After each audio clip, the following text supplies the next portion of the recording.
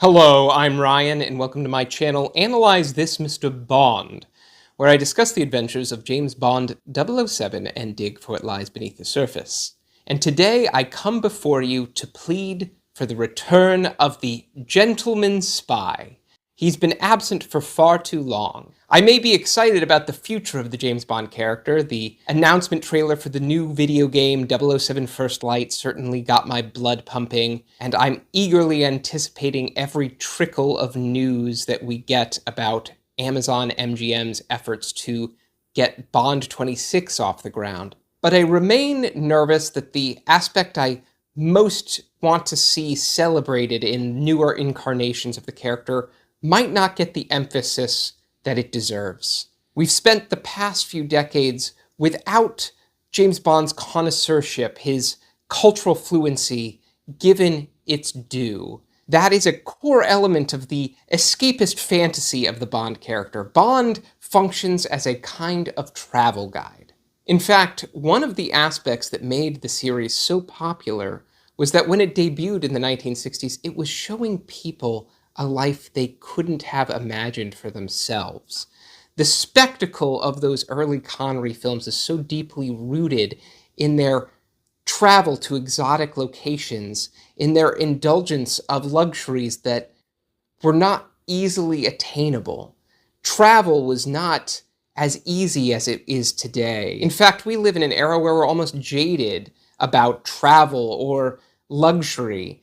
If you scroll on Instagram, you're going to be inundated with content about fine food, fine hotels, fine cars, fine clothing. It's everywhere.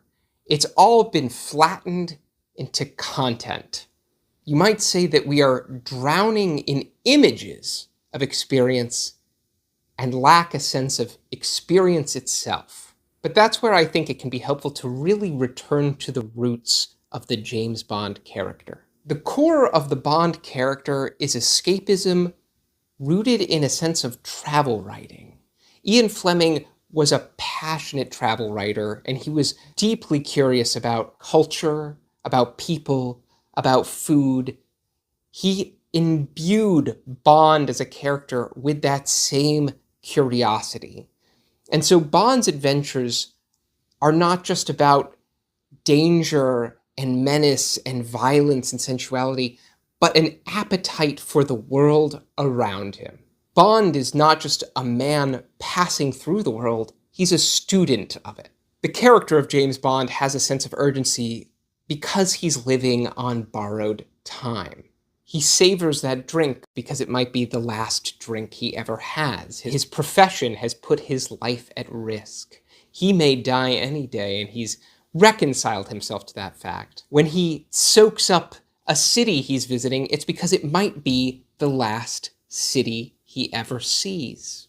I've proposed this before, but I really would love to see future incarnations of James Bond take a page from Anthony Bourdain. Bourdain embodies what I think the Bond character needs to get to, not just the impression of experience, but some actual depth in that experience. We're surrounded by images of opulence and decadence, rented Lamborghinis, and influencers standing on Monaco rooftops.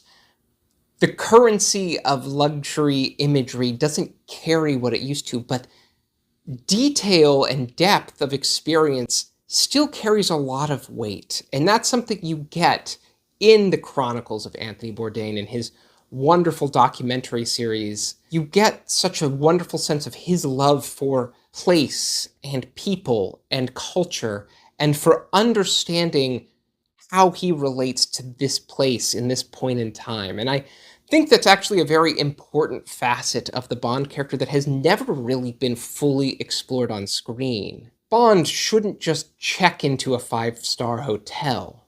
He should understand why the olives taste different in Sardinia. Bond should despise tourism. He should be eager to get off the beaten path, to understand local communities, to savor the world the way the local people do. And that isn't just indulgence, it's power. When you have a granular understanding of the world around you, you can navigate it better. You can use it to situate yourself at a place of advantage over others. Bond's connection to communities and place and culture gives him a leg up on his enemies. The cinematic Bond has never fully committed to that aspect of the character, but it's certainly been there as part of the character from its very early days. Certainly the early Sean Connery films are very interested in culture and place. You get such investment in the Bond character understanding the world of Istanbul in From Russia with Love, in getting to know Jamaica in Dr. No, the Bahamas in Thunderball, Japan in You Only Live Twice. And you have him demonstrating such command of food and drink, lecturing about booze in Goldfinger, knowing what wine to drink in Diamonds Are Forever. These are facets of the character, this connoisseurship. Bond needs to be a cultural savant again to get back to this core essence of the character. The Bond of recent years has given us an intense toughness and an emotional vulnerability, but we've lost his ability to savor the world around him. Daniel Craig's Bond was not the kind of Bond to stop and smell the roses. In fact, his introductory adventure, Casino Royale, actually made a point of shifting away from the indulgence of prior Bonds to distinguish the Craig Bond from the Bond's past. It's time to return to the essence of Bond being a hedonist again, someone who enjoys life, who enjoys the world around him, who is making the most of the time he has. After all, we live in a distracted, shallow world today. Bond can be presented in a way that's something of an antidote to that, someone who is willing to really experience something thoroughly and deeply, to drink fully of what life has to offer. He doesn't just have to be a brute in a tuxedo.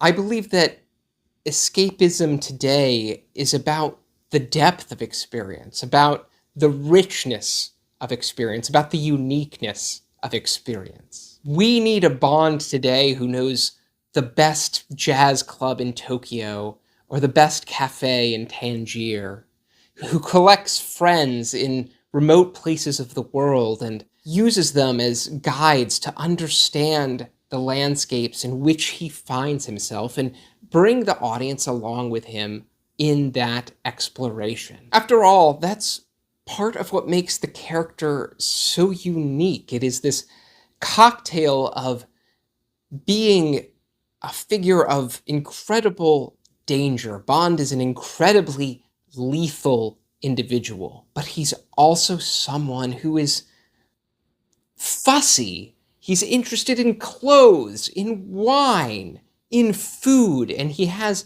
a passion for those things. He uses those to fill his life because he's otherwise just traveling through all these places in the world. He needs to make the most of those experiences to find something to restore him, to keep him going.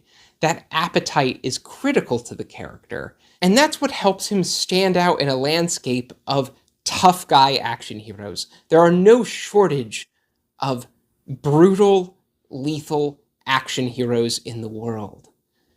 But what makes James Bond different is that he's sophisticated. He brings together this incredible dichotomy of sophistication, which is not always associated with toughness, and this incredible lethality.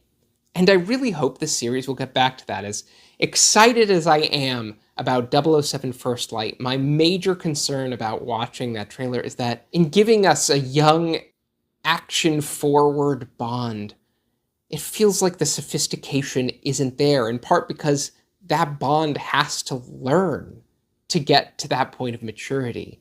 I really hope when Amazon MGM gives us our new Bond in Bond 26, that sense of Bond, the gentleman spy who knows exactly what to order on a menu, who knows how to find his way through the back corners of one of the great cities of the world.